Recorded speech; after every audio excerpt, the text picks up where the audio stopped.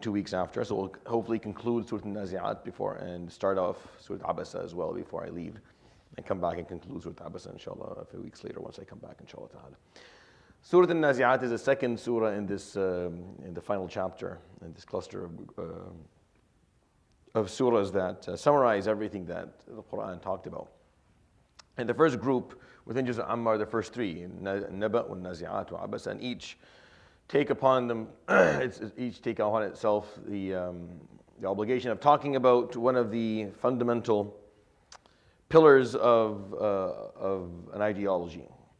And here I'm talking about what's required in order for you to believe something and to live a certain way based on that belief. Like in order for you to anything, whether it's a religion or something different, you need a few pieces to be presented and installed so that you can go ahead and do that. The first one, which is what Nabat does, you have to understand how to explain all of this.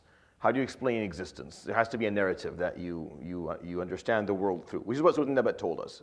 And the name kind of reveals that. Nabat, the news, it told us what exactly happened. How did we end up here? What brought us to this? The second pillar that you require is what tools are you going to use, or how are you going to achieve whatever objective you were given? Once you were told the story, the narrative of why you're here and what brought you here, where you're going, well, how are you going to achieve that? Surah Al-Naziat tells us that piece. And the focus of it, obviously, is the nafs, is this soul that we carry. This very unique construct that we have as human beings. It makes us very different than everything else around us. This metacognition that we carry, and these inner struggles that continue to exist inside of us as we go through life. And the nafs, it will either be your obstacle, it'll be either your demise, what serves as a hindrance in front of you to achieve your goal, or it will be your salvation. If you're able to utilize the strength of this nafs, you can achieve everything that you want to achieve. It's interesting how it's the same engine that either you learn to tame it and it takes you where you want to go, or you don't and it takes you where it wants to go, and where it wants to go is not always within your best interest. So the nafs at the end is the answer. It is the answer, and it's the problem. It's the solution, and it's the challenge. At the same time, it's the same thing. And it's the only thing that you have full control over. It exists within you. You don't have to look outwards for the solutions. And the solution exists inside of you. And that's the rahmah of Allah subhanahu wa ta'ala. He put the answers for your big questions within you, so you don't have to go looking elsewhere. If it was outside, then the challenge of being alive and being a good person would be much more difficult, because you have to go and seek something that you may not have access to. But all of your answers are right within you. And we recited the first chapter or paragraph within Surah Al-Naziat, where Allah subhanahu wa ta'ala takes these oaths: وَالنَّازِعَاتِ غَرْقًا وَالنَّاشِطَاتِ نَشْطًا وَالسَّابِحَاتِ سَبْحًا فَالسَّابِقَاتِ سَبْقًا فَالْمُدَبِّرَاتِ أَمْرًا, taking oaths by the different types of souls or nufus, either those that are drowning or those who are plateauing or just barely surviving, and those that are excelling and moving forward. And it gave us the example of Yawm al-Qiyamah, the Day of Judgment, and how people respond on the Day of Judgment to what happens in a psychological manner. And how does the nafs respond to it? And we got to see Yawm al-Qiyamah not through the cosmic phenomena that will occur that day, but rather through the eyes and the hearts of the people who are witnessing. Right? You get to see how do the hearts respond, how do the eyes respond on that day. May Allah subhanahu wa ta'ala protect us. Then he moves on to the second piece we go to the second paragraph of the surah, where we get this story. It's a short story. It's a short story that is told in the Quran many times, the most frequent of all stories, the story of Sayyidina Musa alayhi salam. And the most frequent part of the story of Sayyidina Musa alayhi salam is the story with him and Fir'aun. So this is the most frequent story that exists in the Quran, and we get a small, a few verses of it, in a form that serves the purpose of what it is that Surah Al-Naziat is talking about. And I think we recited the first 3 or 4 verses until qawlihi, ayah number 19. So I'll explain them, and then we'll start reciting from ayah number 20 moving on. So he says here subhanahu wa ta'ala in the second paragraph, هَلْ أَتَاكَ حَدِيثُ مُوسَى. And this is you'll find this phrasing in the Quran a number of times. هَلْ أَتَاكَ حَدِيثُ الْغَاشِيَةِ.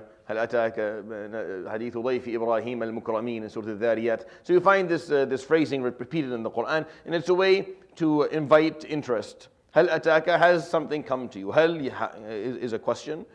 Did something happen? And then أتاك, something come to you or reached you. In probably a better translation, did the story of whatever hadith is the story or the event that occurred, did that reach you? Have you heard of it? And the answer is, it's usually a rhetorical question, either no, I've never heard it before, or yes, but regardless, it's an invitation for you to listen to the story. So هل أتاك حديث موسى? You hear the story of Musa.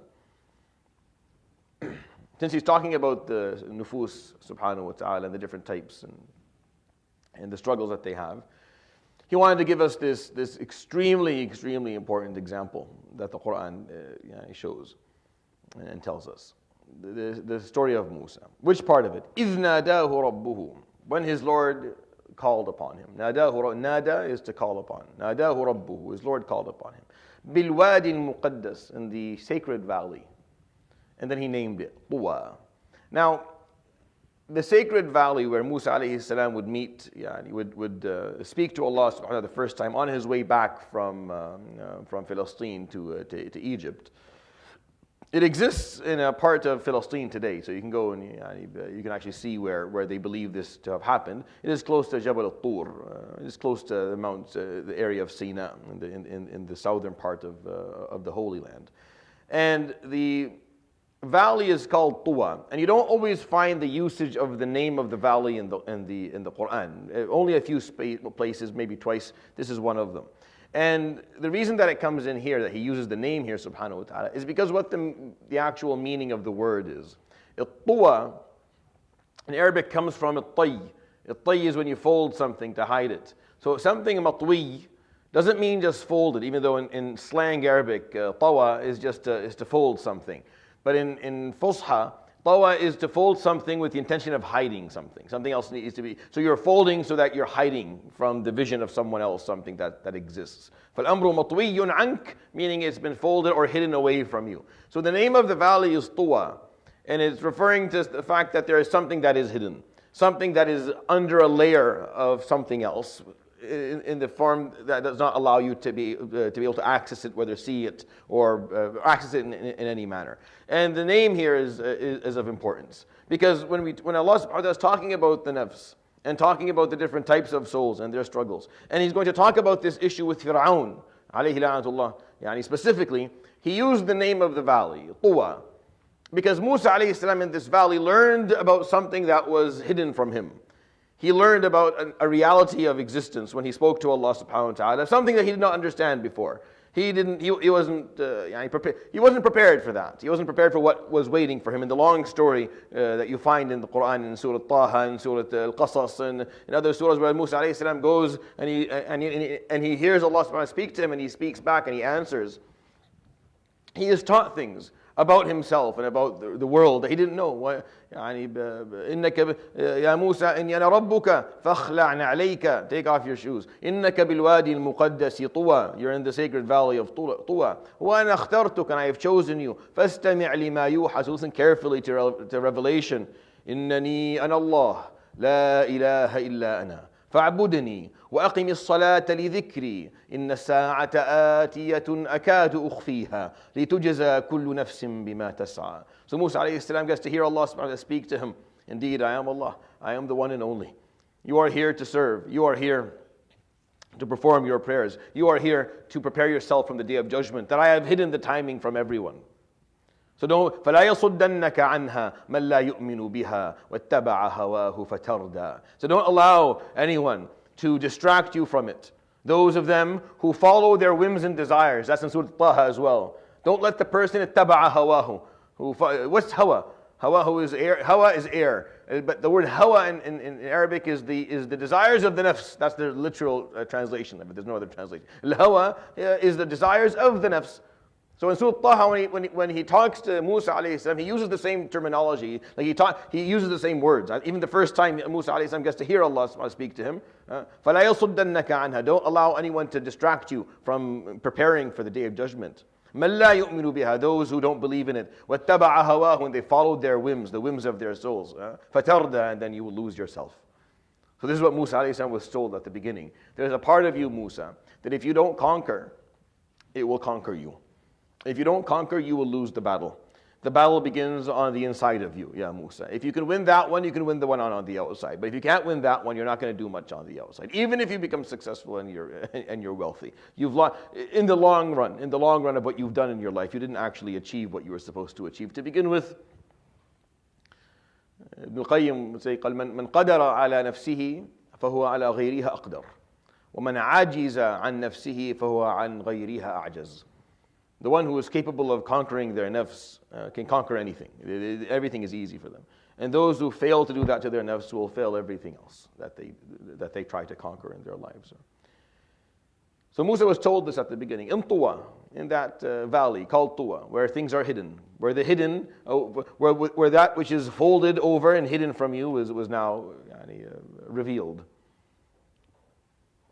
He was told, "Idhhab ila Fir'aun." Go to Fir'aun. This is going to be your job. Innahu tagha. Indeed, he has performed tughyan. This same word, tagha, is the word that Allah subhanahu wa ta'ala used in Surat An-Naba when he talked about the residents of the hellfire. If you remember this, if you go back to, this is how you have to keep that string connecting the surahs as we go along. When Allah subhanahu wa ta'ala talked about Jahannam in Surat An-Naba, when he told us that news, Inna Jahannama kanat mirsada lit-taghin. لِلطَّاغِينَ مَآبًا. He used that term. This term is now going to be used again, just so that these pieces continue to connect. الطغيان, as I explained to you before, two things. It is the oppression of others, and it is the arrogance that exists within inside. Fir'aun had achieved a status of طغيان. إِنَّهُ طَغَى. He has now transgressed, and he is now oppressive and arrogant. Fir'aun, as we know, was either the first or the second ruler of Egypt after the Hyksos had left. Now, Yusuf alayhi salam was in good terms with the Hyksos because he had saved that empire and everything around them from the drought, from the years of drought that happened. So Banu Israel all moved to Egypt. They lived there equal to everyone around them, and they were respected. And they were allies to the Hyksos. But when they fell and the Aqbat took over, obviously the Hyksos left, but they left behind them Banu Israel, who were their allies. So what happened to them? They were enslaved. So they were enslaved by Al-Aqbat, which is why when you read Surat Yusuf, I explain it after I do Tafseer in Arabic after Surat Al-Maghrib for that one.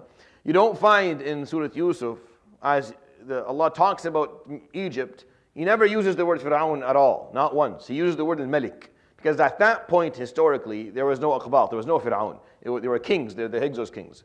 But then, many generations later, when Musa alayhi salam came along, the reality had changed. So we listened to the name. And the word Fir'aun is the name that we use to describe the king of the Aqbat. Just like Najashi is the name that you use to describe the king of Abyssinia at the time. Just like the word Kisra and Qaisar are all just words that you use to describe the names of the kings. So the king of the Roman Empire and the Sasanian or Persian Empire, Kisra, Qaisar. These are the names. Arabs didn't have any names because they didn't build anything that was impressive enough to call it. So we just have Muluk al-Arab, like the kings of Arabia. And there are many of them, by the way. And there's a lot of stories that are worth telling. It's just on a historical level. The kings of Arabia, they ruled small pieces. They were never powerful enough to kind of present themselves on a high political arena. But the others obviously did. So here he's being told to go to speak to Fir'aun. The fact that he says that, then you automatically, historically, you understand that this is a time where Banu Israel are not doing very well. They're being enslaved by this person. And that's a part of his tughyan, is the enslavement of this race of human beings. اذهب إلى فرعون, go to Fir'aun. He is a dictator, probably the worst dictator of his time. And he is the pinnacle of dictatorship within the Quran. The epitome of dictatorship in the Quran is going to be always going to refer to Fir'aun. Alayhi lanatullah. إِنَّهُ طَغَى. Indeed, he has transgressed. So what is Musa going to do with him? فَقُلْ, tell him, say the following. هَلْ لَكَ إِلَىٰ أَن تَزَكَّى. هَلْ لَكَ إِلَىٰ. So that linguistic complex, putting those three, هَلْ لَكَ إِلَىٰ, is an offering. It's how you offer something in Arabic. How about this? How about would you be interested in something like this? So هل لك إلى شراء هذه هل لك إلى هذه السفر هذا السفر هل لك إلى what do you think about if I offered you this? What would you, how would you feel if you were given this opportunity? That's what هل لك إلى. هل is a question. لك is it in your interest? So here لك for you, as in for you, as in your interest. إلى, to do the following that would serve your interest. So that's kind of how it works linguistically. So هل لك إلى, I mean, what do you think about this action that is within your best interest? Yeah, something that's helpful for you. So what is it? أن تزكى, that you achieve a state of tazkiyah, or that you perform an act of tazkiyah. And of course, tazkiyah is a concept that we've been talking about in this masjid for the last 4 or 5 years. Tazkiyah is the term that the Quran uses to talk about the diseases of the heart and the nafs, and removing them, purifying your soul, purifying your nafs. The term that the Quran uses for it is tazkiyah. Another term that was used a few centuries after the Quran is tasawwuf. And certain people have problems with the word, and others defend it, and others don't like it. It doesn't matter to me, because it's a historical aspect of our history, and you can feel however you want about it, honestly. It makes no difference. But the concept of tazkiyah is what you have to hold on to, because that's a Quranic term, and it's very important. And if we somehow in this ongoing saga of a intellectual war that we have over the word of tasawwuf and what it did and what it means, if in the midst of all of that we lose the concept of tazkiyah, then we're in trouble.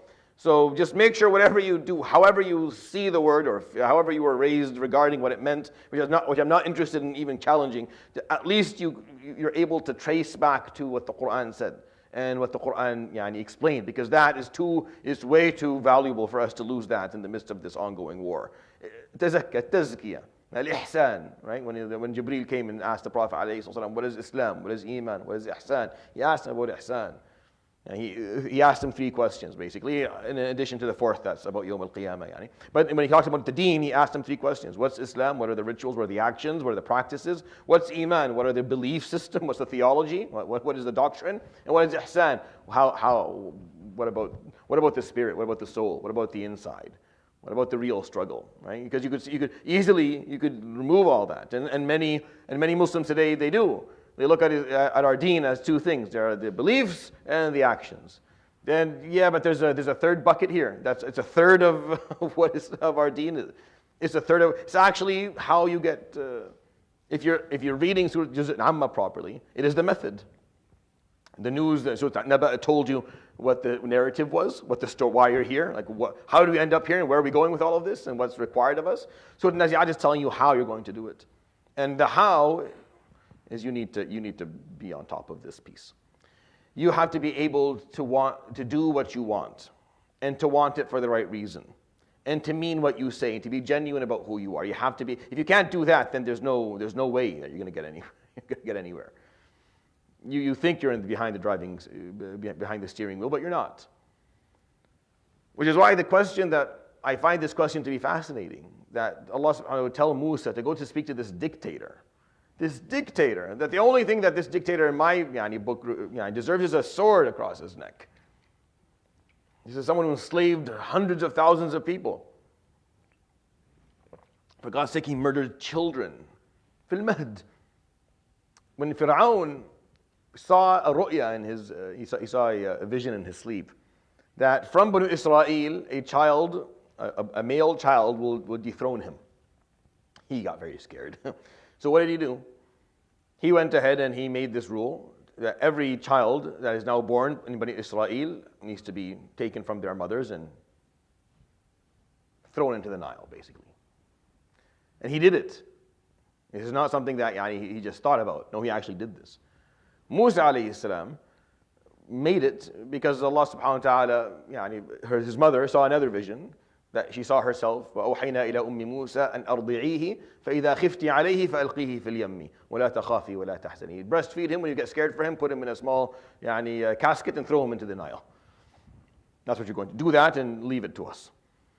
So Allah subhanahu wa ta'ala, of course, wanted Fir'aun to raise his nemesis in his own house. That's a whole different story. Fir'aun thought he was going to outsmart God, so Allah made him raise the one who will dethrone him in his own home. regardless of that, but this is how Fir'aun, yani, so Musa is sent back to talk to Fir'aun, but the first thing he's going to offer him is this opportunity. هَلْ لَكَ إِلَىٰ أَن تَزَكَّىٰ. How about you change your ways? How about you realize that the reason you are where you are right now is because of what's going on inside of you. Has nothing to do with the politics on the outside. Has nothing to do with strategy. Has nothing to do with the people that you like or dislike. It's about something that exists inside of you. If you can purify the monster that you have on the inside, if you can tame it, then وَأَهْدِيَكَ إِلَىٰ رَبِّكِ. He continues the offer. And I guide you towards your Lord. فَتَخْشَى. And then you will achieve a state of reverence, which is way better than a state of arrogance. It's much better for you. You'll feel better about yourself. You'll be happier. Everything about your life will be better. If you can go from arrogance, from tughyan, to al-khashya. Khashya is a really cool word in Arabic. It means three things. It's the combination of three concepts. It is, because we usually use the word takhsha, and we say it's fear. It's not fear. Khawf is fear. It exists in khashya, but it's not what it is. It's important because the word khashya is used in the Quran a lot. إِنَّمَا يَخْشَى اللَّهَ مِنْ عِبَادِهِ الْعُلَمَاء. Indeed, exclusively the ones who truly revere Allah are the scholars and the scientists and those who because reverence is different than fear. Al-khashya is three things. It is the fear of just punishment and respect, tawqir. مَا لَكُمْ لَا تَرْجُونَ لِلَّهِ وَقَارًا, as Nuh alayhi would say, al-waqar, al-tawqir, which is respect, and love, al-hubb. When you mix them all together, you have something called reverence. When you use it towards people, you use the word hayba. That's the word in Arabic for when we're using it amongst people. Al-hayba, which is the best thing for a child to have towards his father or a teacher. So where you're not really scared of him, but you're scared to disappoint. Is different. You're not scared as in, it's scared of the disappointment in his face. Is the fear of not living up to what he sees to be within your potential. That's hayba, right? That's khash. And with Allah subhanahu wa ta'ala, we use the word khashya because it's a more appropriate term when you speak about the divine subhanahu wa ta'ala. But when we're talking about people amongst each other, it's hayba. And it's really important. And I know that you have people like that in your life. You must have. You can go back and you can remember someone who you felt that way towards. Where you loved them like to death. You respected them, but you had a little bit of fear. And that fear wasn't fear, because most fear will cause resentment. Pure fear ends up being resentment. It causes hate. If I'm always scared of you, always scared that you're going to hurt me, I'm going to end up resenting you in the long run. If it's just fear. That's not what we have with Allah subhanahu wa ta'ala. We have khashya. It's different. It's not the same thing. It's not fear that He's going to harm us. It's fear that we disappoint Him. It's fear that we don't live up to what He gave us. And it's fear of just punishment that if we perform, we deserve it upon ourselves. With Allah subhanahu wa ta'ala, you're not afraid of being mistreated. When I fear people, I fear dhulm. I fear oppression. Like I fear you come in taking something that is mine, mistreating me, unjustly, right? Being unjust with me or unfair. That's what I fear with you. If you can always be fair with me, I don't fear you anymore, right? And if I've made a mistake and it deserves a just punishment, I'll accept it. That's a sane mind. I'm not afraid because I did this mistake, I deserve this, I take it. But I'm afraid that you're going to mistreat me. Is there any possibility that Allah subhanahu wa ta'ala mistreats you? And so it's a different type of fear. When you fear a person, you fear a zalim, you fear an oppressor, is because they're taking away your rights. With Allah subhanahu wa ta'ala, you don't fear that He mistreats you. You fear that He doesn't give you more than what you deserve. It's a different type of fear. With you, I fear that you don't give me my fair share. If you will always treat me fairly, ana khalas, I'm good with you. If you tadhlumni, if you oppress me and don't give me my fair share, I fear you. And it's not a good fear. It's a fear that's filled with resentment. With Allah subhanahu wa ta'ala, I don't fear that He is going to rip me off, or mistreat me, or oppress me, or not give me my fair share. No, I know He's going to do it. I'm actually scared of that. That's what I fear. I fear that He only does that. I fear that He only gives me my fair share. That's what I fear. I fear that He just said, how much do I owe you? Here. I fear that. That's the khashya that we have. Nothing more. Like there's no hundreds of thousands of more gifts that you're just going to offer out of generosity. I'm not going to get any of that. So that's the khashya that we have with Allah subhanahu wa ta'ala. It's very different. So khashya has three things. It's that fear that you have from Allah subhanahu wa ta'ala not giving you more than you deserve. and his respect to his status, and his love for everything that he's done for you. You mix them together, you have something called khashiyah. In this world, it's hayba when you have towards people. It's a beautiful thing to build. And I'm sure everyone here has a figure in their life when they were older, a father, a grandfather, an uncle, a sheikh, someone that they had that reverence towards. This person that they admired and respected and feared to let them down. Right? It's important for that to exist, by the way, in societies. Without that, societies, they collapse. When there's no one to have hayba towards, we have a problem. So Musa alayhi salam offered this to Fir'aun. هَلْ لَكَ إِلَىٰ أَنْتَ. This is what Musa is sent to tell the worst dictator of all time. هَلْ لَكَ إِلَىٰ أَن تَزَكَّى وَأَهْدِيَكَ إِلَىٰ رَبِّكَ فَتَخْشَىٰ. How about I offer you a way out of all of this? You figure out how to fix what's on the inside of you. And I guide you back to your Lord. As he said in Surat Naba at the end of it, فَمَنْ شَاءَ اتَّخَذَ إِلَىٰ رَبِّهِ مَآبًا. Uses the same term here. وَأَهْدِيَكَ إِلَىٰ رَبِّكَ. Guide you to your Lord. فَتَخْشَىٰ. And you achieve reverence instead of being in this state. What this ayah is actually telling us is that at the center of every universal or international conflict are just people with small hearts, people with big egos. At the center of every ongoing, everlasting conflict, either both sides or one-sided, are people who are extremely, extremely arrogant and very, very oppressive. It's just something on the inside. So yes, we're seeing wars and bombings, but really, if you want to break down what's happening in a much more simple manner, it's just individuals who are too egocentric for them to take a moment and think about what should we really be doing here. What is the better way to go? Is there a better solution to all of it? Always has been, always will be. We can we can describe all of our conflicts in all the fancy ways that we want to. And we can use big words, and at the end, it just comes down to someone who's just too arrogant. Right? Just too self-centered to listen to what's being said and not willing to, can't look bad, or doesn't want to look bad, or doesn't want to take back his word, doesn't want to seem weak in front of someone else. Just something that's extremely psychological. It's very based on what's inside the nafs. And if you could fix that, if you could get people into office who had that piece fixed, then a lot would change in the world. It's interesting because those who usually run for office are the opposite. those who run for these positions of power are usually the opposite of that. Which is why I find one of the most interesting stories of our Islamic history. It's the story of Sayyidina Sulaiman ibn Abdul Malik, the known Khalifa. When he, on his deathbed, he changed a lot in his life, towards the end of his life. He did a lot of contemplation, this man. And there's a lot of stories where he would go into Hajj and speak to Abu Hazm, the Tabi'i, and speak to ulama and listen to them, and he would find, he had this existential struggle that he carried with him at the end of his life, because he just felt like too much wrong had been done by his family and for himself, and he just didn't feel good. So when he came to pass away, he said something. He said, I'm going to do something that shaitan has no nasib in it. He has no share.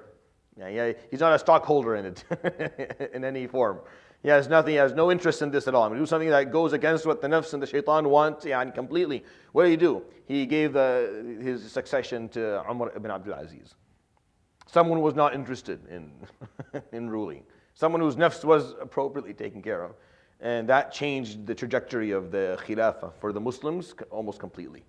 Had he not done that, most historians say that we wouldn't have lasted as long as we did. Like the 1,000 years of Islamic Khilafah, whether it was the Umayyads followed by the Abbasis, wouldn't have happened at all. Like the trajectory that the Umayyads had sent the nation on was so steep that it wouldn't have lasted 1,000 years to begin with. We would have turned into small little Duwailat way earlier than we ever did, like way before. But Sulaiman did this one act of sincerity, of genuineness, and he gave it to Umar, who was not his son. It wasn't from the direct family. Yes, he was an Umawi, meaning going back 3 or 4 grandfathers. There's still Umayyah ibn Abd Shams who he comes from. But he was not part of the Abdul Malik ibn Marwan's family. He was a little bit outside of that, which is very, very weird. No one does that. And it went back to them. Like they took it back after he died. Say, no, Ibn Abdul Aziz. But for the short period that he ruled, he reversed a lot of the harm that had done. That's why I think it's important Islamically for, especially those who are interested in understanding the politics of the history, to study those 2-3 years of Umar ibn Abdul Aziz's reign and what he did, and how he broke almost every bad norm that was built during his time. I'm just giving you the example because these little things matter. Just a moment of sincerity in the heart of a king would change. That's why this is important. He was offered this. Fir'aun was seen by Allah subhanahu wa ta'ala to still be salvageable. It's another piece here that has to be acknowledged. Fir'aun was not a lost case, not when Musa came to him. Musa did not come to Fir'aun with the idea that he's hellish and he needs to be. No, they came to Fir'aun in Surah Taha, اذهبا إلى فرعون إنه طغى فقولا له قولا لينا. Say to him soft words, قولا لينا. Say, use soft words. لعله يتذكر أو يخشى. Maybe he will remember, or maybe he will achieve reverence. The same word, يخشى. Because Fir'aun was still seen as he could be saved. He can see. What does he have to do to save? It's not okay. Change this rule, remove this law. No.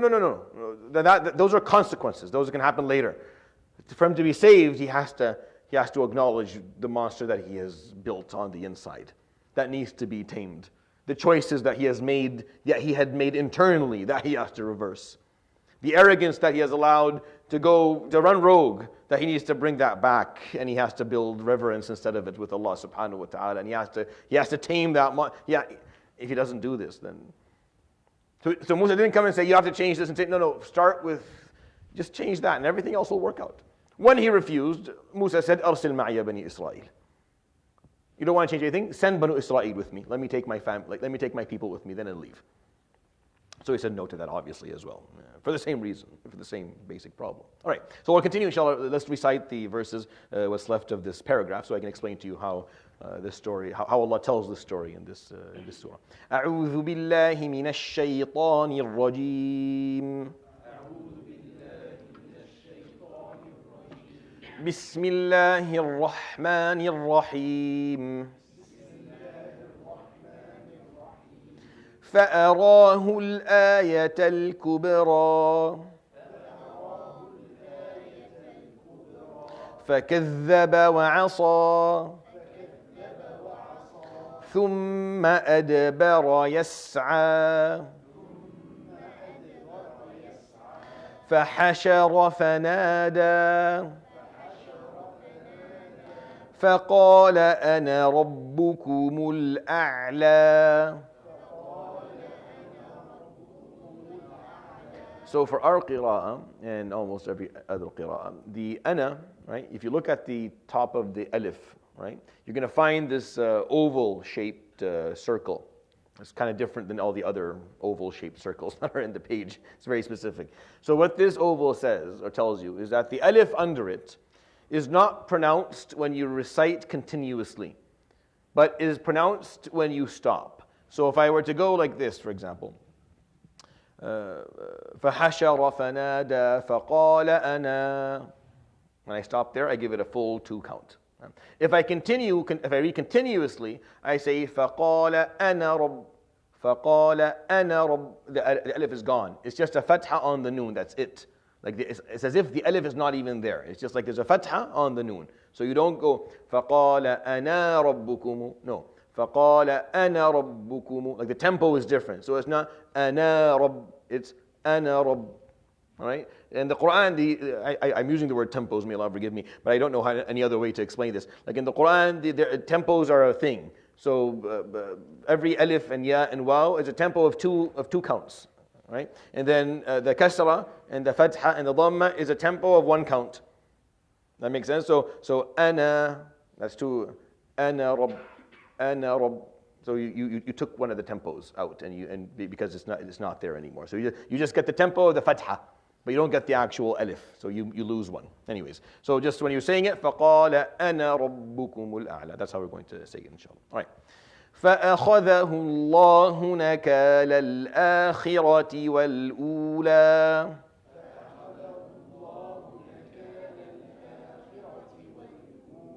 إن في ذلك لعبرة لمن يخشى.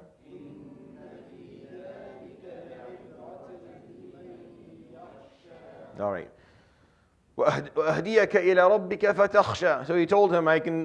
How about you take a moment and reflect upon yourself, and I help you, guide you to your Lord, and you achieve reverence. He said, no. فأراه الآية الكبرى. So he showed him the great sign. The great sign here is referring to Musa alayhi salam's asa, when he threw his staff and it turned into a serpent, and he pulled his hand out of his pocket and it lit up the room. And he did this as many times as Fir'aun wanted to prove that it wasn't a trick, because Fir'aun was a trickster. And all of the Sahara were just tricksters as well. They were illusionists. That's what they knew how to do. They had learned, they were chemists, and they knew how to use chemicals and create optical illusions that people would be taken back by. And people believed that this was the work of the gods. And because of this, Fir'aun was able to control people. So Musa alayhi salam, threw his staff, and his staff devoured everything that was there, and then came back to him again. This was not a trick. The Sahara, the illusionists themselves, they knew it wasn't a trick, which is why they were the first to submit to Allah subhanahu wa ta'ala in the Quran, because they knew a trick when they saw one, and they knew the truth when they saw it. It's like this is their domain. This is what they do. They're magicians. They know how to. They know what a trick is, and they understand how tricks work. And I don't know if I took interest into these things a few years ago, and there's a known program on the TV. I can't remember the two magicians, but they bring people in and they perform a trick, and then they tell them how they did it, and if they can't, then they win something. because most magicians know how to do these things, how to trick people to think or how to distract them. So when Musa alayhi salam threw the staff and it devoured, they were the first to accept his message, because they knew what they saw was not a trick. فَأَرَاهُ الْآيَةَ الْكُبْرَى. He showed him the great sign. فكذب وعصى. فكذب. التكذيب is when something is clearly correct, clearly the truth, and you say no. That is takdhib. I've talked about this many times, so forgive me if you've heard it 100 times from me. It's a very important word in the Quran. There are certain words in the Quran that are really important. You have to understand what they mean, or else you're not going to appreciate what's being said. Al-kufr is just disbelief. Takdhib is when you are presented with what you feel to be the truth. Not the truth from an objective lens or from someone else's lens. No, it's the truth even to you. Like you're looking at it, this makes sense. Takdhib is when you say no, for any reason. Most of the time it's going to be an egocentric reason. Most of the time. Sometimes it can be fear, sometimes it can be something else. But the takdhib is when it makes sense to you and you say no. So what did Fir'aun do? فَكَذَّبَ. Fir'aun refused. He knew it was the truth because his own tricksters accepted it. وَعَصَى. And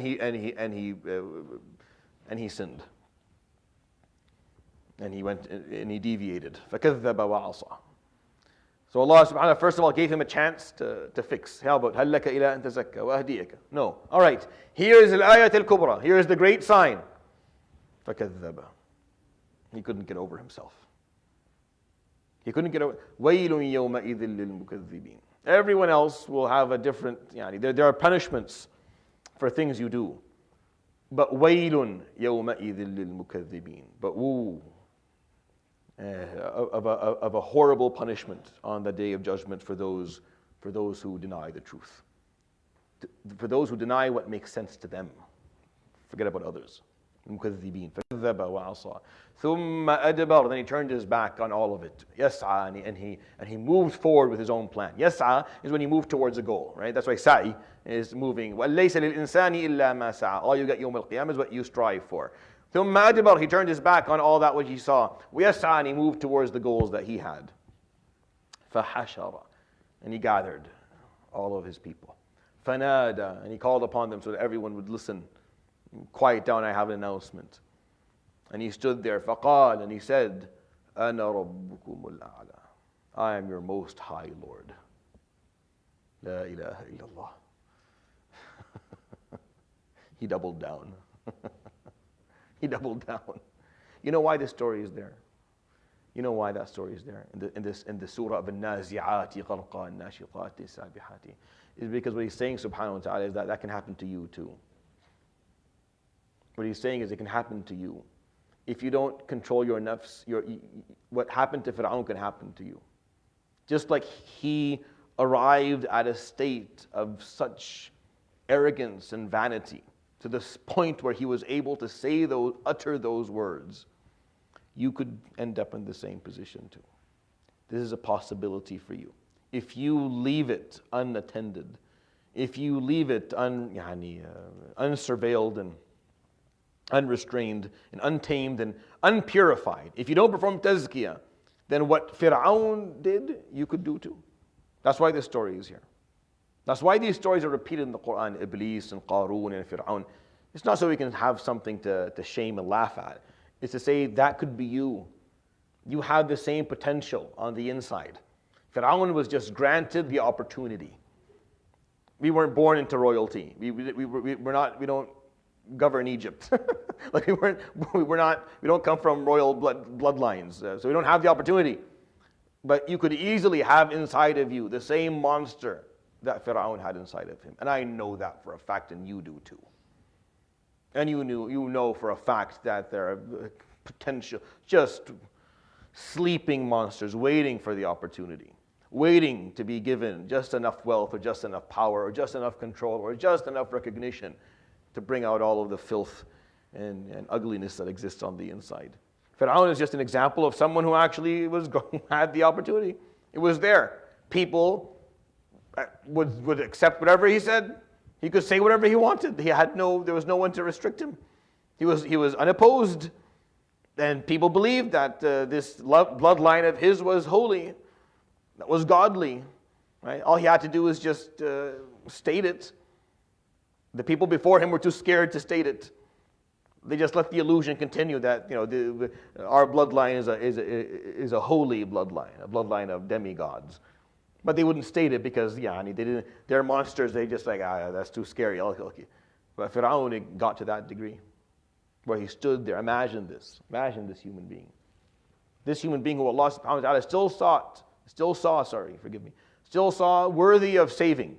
هل لك إلى أن تزكى وأهديك أنا ربكم الأعلى, he would say.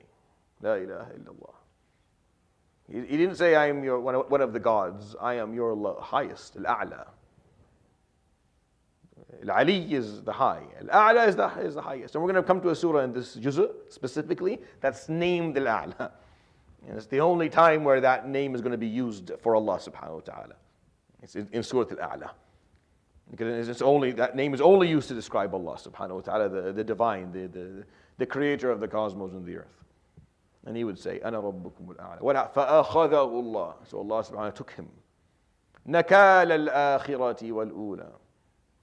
Nakal is the punishment, or the pain, or the retribution of al-akhirah, of the hereafter, wal-ula, and what he did in his life. Why akhirah before ula? Because what he said here was more worthy of the punishment yawm al-qiyamah than it was of the punishment of dunya. Meaning when you say a word, and people listen to it, doesn't matter, but it's not harming me. You say what you want. But the punishment here first is going to be the punishment of the akhirah. That you opposed Allah subhanahu wa ta'ala that way. Wal-ula, which is the life he's living in, and the oppression that you did, will do that later. But first of all, you dare to stand there and say, I am God. La ilaha illallah. To say, I am your highest. La ilaha. Ajib. What's more ajib is that if we sit here and act like, no, I would never do. I'm beyond that. See, that's the whole point of this story, is none of us are. None of us are beyond that. None of us are safe from having the potential of doing that. That's the whole point of this story. Why, how do I know this? Because that's what he says in the last verse that we just recited. Inna fi dhalik, indeed within this story, la ibra, is a point of reflection. Liman yakhsha, for the one who has reverence. He was called for reverence. If you have true reverence, you'll find a point of reflection here. What am I going to reflect on? You're going to reflect on the fact that this is how the nafs works. If you don't tame it, it can do anything. There's no end how far it can go, of how arrogant and vain it can become. It can convince itself at the end. It can convince you at the end that you are that you don't bleed, that you're invincible, that you're, well, you know you're not, but it can convince you. That's its biggest trick, right? What's the biggest trick of the nafs?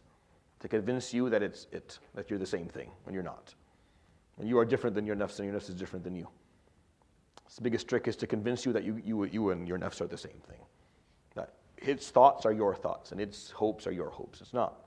What the nafs wants is not what you want. What the nafs is doing is not what you're trying to do. What the nafs is aiming for is not what you're aiming for. But it tricks you to make you think that they're the same thing. They're not the same thing. That's what Tazkiyah teaches you. Here, let's just untangle a little bit. Here's how the nafs feels and thinks. Here's why. Don't hate it. The nafs is your biggest cheerleader. No one loves you more than your nafs. It's always there. It just doesn't know what's best for you. That's all. It just doesn't know what's best for you. It thinks that, because it's driven by survival. It thinks that if you're the wealthiest and the strongest and the most superior, and then that's in your best interest. It doesn't know any better. So you have to come and educate and teach and tame and control, because it doesn't. You don't hate your nafs. You don't kill your nafs. That's killing you. You can't. You're not the same thing, but you are tethered with the same destiny.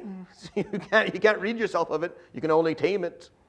But if you don't, and it fools you, then it could lead to someone standing in front of people and saying, "Ana rabbukumul a'la."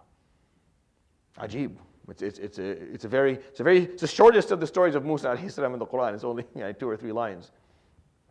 But it's extremely, extremely meaningful.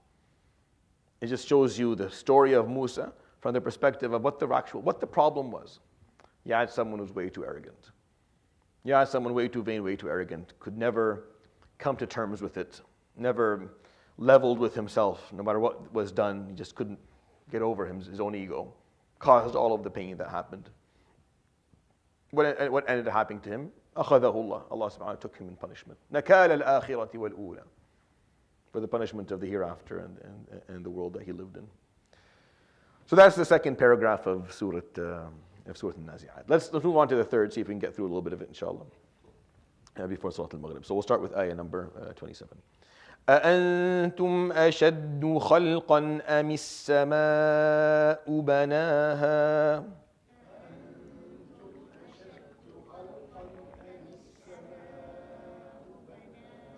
رفع سمكها فسواها وأغطش ليلها وأخرج ضحاها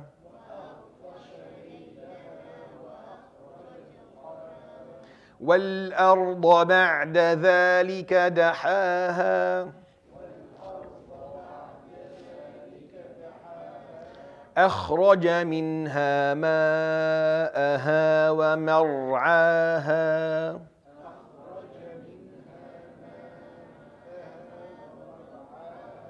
والجبال أرساها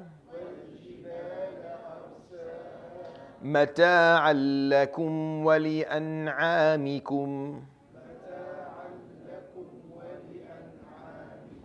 So he says here, subhanahu wa ta'ala, as a third paragraph, and it transitions a little bit outside of leaving the story of Musa alayhi salam right into a different concept here.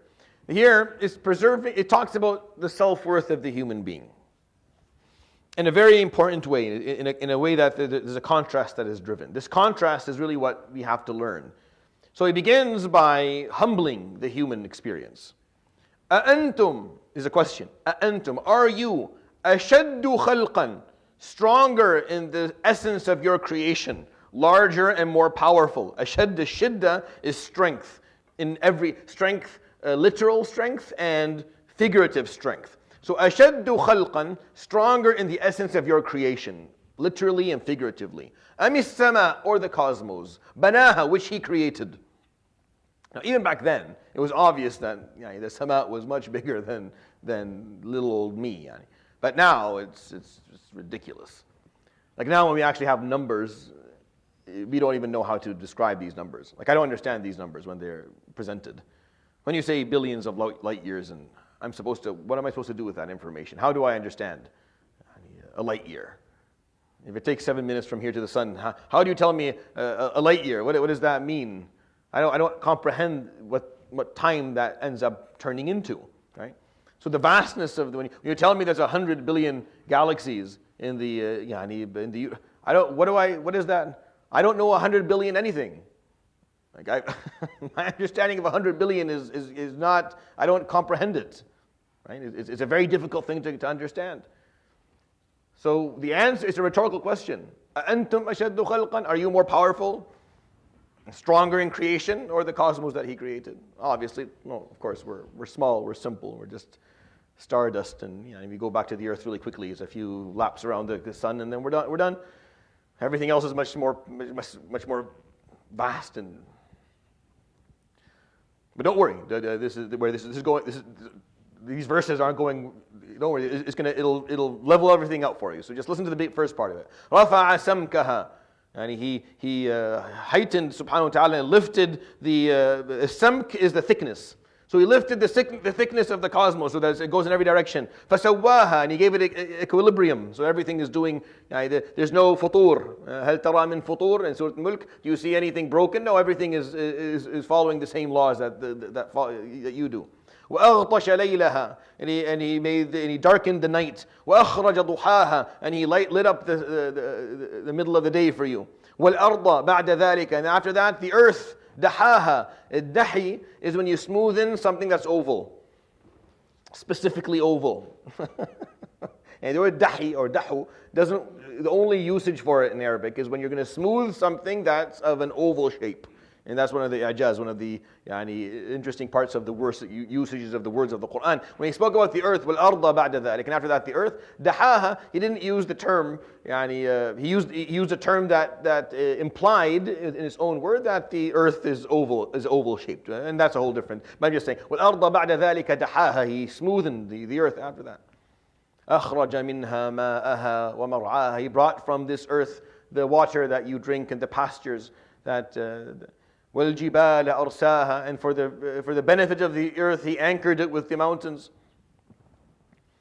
But here, these verses, different than the ones we recite in Surat Al-Naziat, come with the purpose of humbling you. That's why at the beginning, the first question is, أَأَنْتُمْ أَشَدُّ خَلْقًا?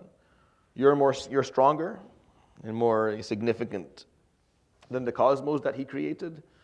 The ones He lifted its thickness and equalized it across everything that you see.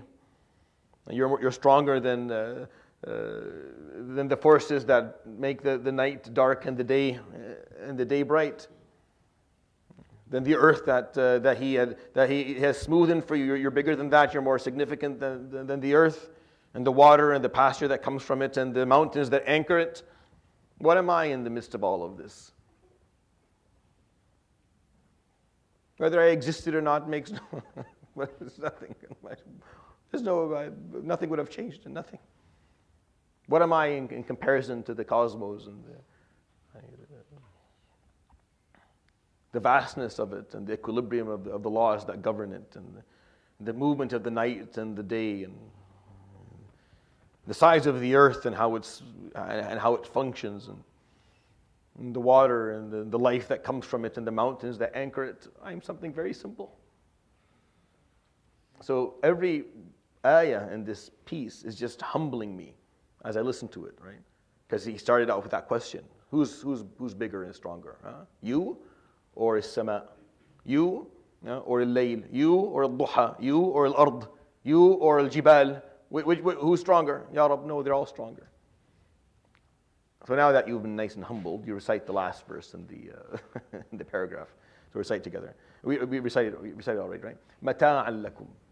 But all of that, all of it, everything that he talked about, subhanahu wa ta'ala here, from as-sama to al-layl, to al-duha, to al-ard, to al-ma, and mar'a, and al-jibal, all of it, everything that you are smaller than, and it is stronger than you, and it is more significant than me in every way. All of it was created mata'an lakum wa li an'amikum, in service Al-mata' is something that you use for your own personal needs. That's what mata' is. Mata' is what you require to move forward. It's sustenance for you. So mata'an lakum, all of it was created as sustenance for you and the animals that serve you. An'am are your livestock, the animals that you ride and the animals that serve you throughout your life. So everything that He created here, subhanahu wa ta'ala, why was it all created? Even though it's bigger than you and stronger than you and wider and vaster than you. But why was it created? مَتَاعًا لَكُمْ وَلِأَنْعَامِكُمْ. But it was created specifically and only to the service of you and the animals that serve you. You see the balancing of it? The goal of learning tazkiyah is not so that you hate yourself. Is not that you look down upon yourself. Think little of yourself. It's not a masochistic concept where we're just going to sit here and hate upon who we are. No. It's understanding the truth of the matter. Tazkiyah is about accepting the truth, which is why the problem of takdhib is there. فَكَذَّبَ وَعَصَى. He refused. It's about accepting the truth. What is the truth? The truth is I am very, very small and simple. Extremely, extremely small and simple. And whether I existed or not wouldn't have made much of a difference in the universe, really. And really everything around me is more powerful than me, is more impressive, is more complicated, is larger, is vaster, is older, is more original, more authentic than I am. Everything, as-sama and al-ard, everything He created, subhanahu wa ta'ala.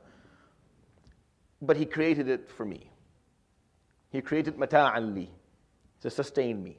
Wa an'ami, and all those that serve me.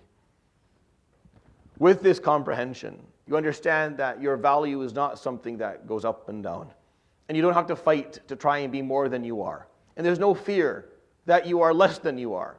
Because yes, you are not the strongest and biggest thing that He created, but He created all of it for you. And that is a fact. These verses are factual. This is who you are.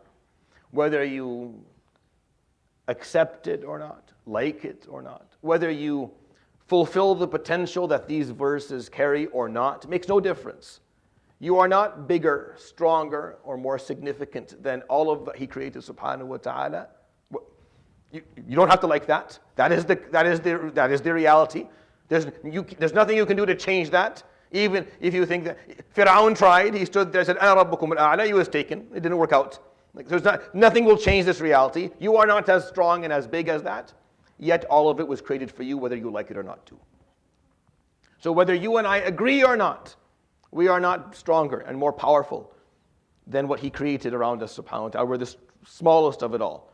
And whether we like it or not, He created it for us, subhanahu wa ta'ala. Neither of these two things are optional. Neither of these two things require your buy-in.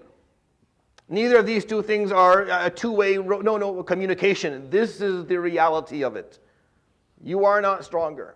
Yet mata'an lakum wa li'an'amikum. This last ayah is just to balance out that approach. You're being humbled by Allah subhanahu wa ta'ala. You are not stronger than this, or better than that, or larger than this, or wider than that, or wiser, or yet all of it mata'an lakum.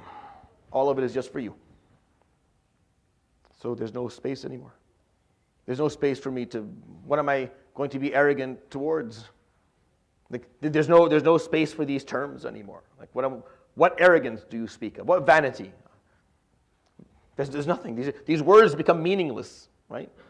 Because Allah subhanahu wa ta'ala explained what it looks like. Here's understand that. Fir'aun just had to understand that. He just had to sit there and think about it. We don't like to be told that we're less. We don't like that. But we have to understand that being told that we're more is just as harmful. Just like we don't like to be told we're lesser. Being told that we're better is not better. There's no benefit in that either. It's just understanding the reality, the truth. The truth that there's nothing to it. You are, from a physical perspective, from a size, from a historical, from longevity, it's very simple. Yet all of it was prepared for you. So do with it what you were put here to do with it. Then if you can come to that realization, if you can accept that within your heart and within your mind, if you can accept it, then that changes your perspective to the world. You stop fighting to try and prove that you're more. You stop trying to prove that you're better or stronger or smarter or whatever it is that you're struggling with. Whatever it is you've set out to try and prove about yourself, there's nothing to prove. There's nothing to prove. Here it is. Here's the reality of it. There's nothing. أَنْتُمْ أَشَدُّ خَلْقًا أَمِ السَّمَاء. Sama, of course, I'm nothing. But don't worry, مَتَاعًا لَكُمْ. The sama, I made it for you. For you, little old you. For the small, short period of time that you're here, I wanted you to enjoy it. Enjoy the beauty of it, the mysteries of it. Take it all in, embrace it. It's for you. And when you understand the world that way, it changes something. It changes how we value ourselves and how it preserves your self-worth. I've talked about this a lot in the tazkiyah sessions.